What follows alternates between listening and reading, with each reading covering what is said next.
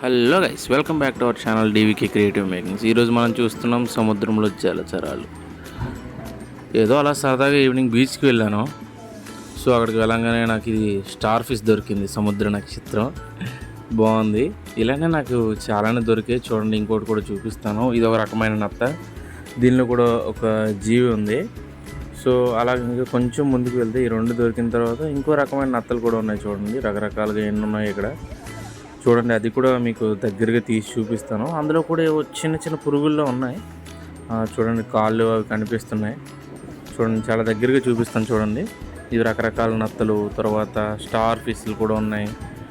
చాలా బాగుంది. నాకు అలా ముందుకు వెళ్తుంటే రాయల మీద నడుస్తూ చాలా చాలా రకరకాలమైన కనిపించాయి. ఈరోజు నేను చూపిస్తాను. చూడండి, ఇది స్టార్ ఫిష్ ఒకటి, రెండు రకాల నత్తలు, ఇంకా చేపలు కూడా ఉన్నాయి. చూపిస్తాను. చూడండి, ఇవి పట్టుకొని ఫిష్ ట్యాంక్లో వేసుకుందాం అనుకున్నాం. కాకపోతే ఏంటంటే చచ్చిపోతాయి.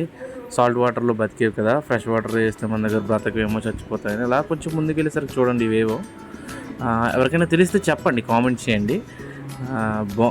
చూడటానికి కొంచెం వికారంగా అనిపించింది. అలా వెనక్కి తిరిగి చూసానో లేదో, చూడండి, మొత్తం అవే ఉన్నాయి. నాకైతే మాత్రం ఒళ్ళంతా అదొకలా అయిపోయింది. అంతా బాబోయ్, చాలా దారుణంగా ఉంది. ఇక్కడ బ్రో చూడండి, ఏదో చేస్తున్నాడని నేను చూస్తున్నాను. ఫస్ట్ టైం చూడడం బయట. యూట్యూబ్ వీడియోస్లో వాటిల్లో అయితే చూశాను. చూడండి, ఇది ఎలా ఉందో. దీన్ని ఏదో అంటారండి, పేరు సరిగ్గా తెలియదు నాకు కూడా. చూడండి, అది ఎలా కదులుతుందో, ఏలియన్లో ఉంది. ఇవి వండుకొని తింటారంట కూడా.